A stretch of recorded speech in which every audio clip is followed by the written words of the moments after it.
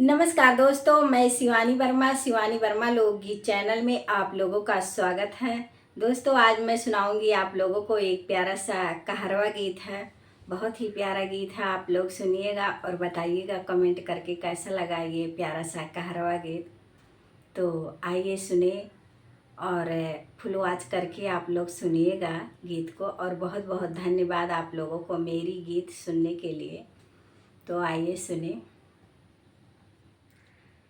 केरवा फरेला लंबी डारिया गहन में, केरवा फरेला लंबी डारिया गहन में, केरवा फरेला लंबी डारिया गहन में।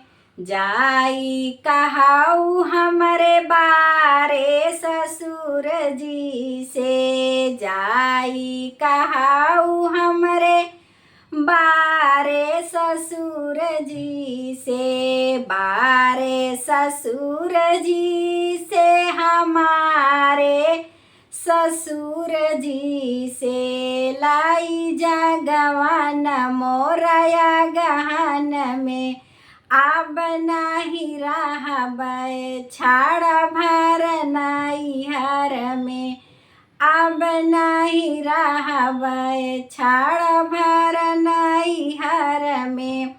केरवा फरेला लंबी डारिया गहन में, केरवा फरेला लंबी डारिया गहन में। जाई कहाऊ हमरे बारे जियठ जी से, जाई कहाऊ हमरे बारे जियठ जी से, बारे जियठ जी से हमारे जियठ जी से।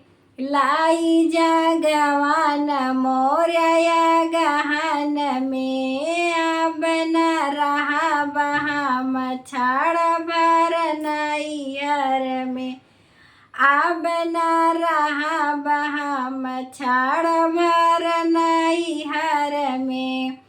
केरवा फरेला लंबी डारिया गहन में, केरवा फरेला लंबी डारिया गहन में। जाई कहाऊ हमरे बारे देवर जी से, जाई कहाऊ हमरे बारे देवर जी से, बारे देवर जी से हो छोटे देवर जी से। लाई जगवन मोरया गहन में, अब न रहब हम छाड़ भर नैहर में, अब न रहब हम छाड़ भर नैहर में। केरवा फरेला लंबी डारिया गहन में, केरवा फरेला लंबी डारिया गहन में। जाई कहाऊ हमरे बारे सजन जी से, जाई कहाऊ हमरे बारे सजन जी से, बारे सजन जी से हो प्यारे सजन जी से। लाई जगवन मोरया गहन में, लाई जगवन मोरा गहन में।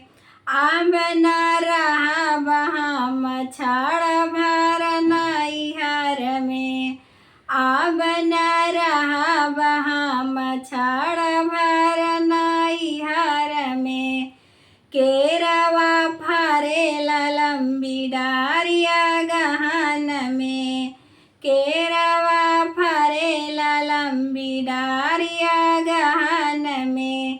आ गहन में हो या गहन में, केरवा फरेला लंबी डारिया गहन में।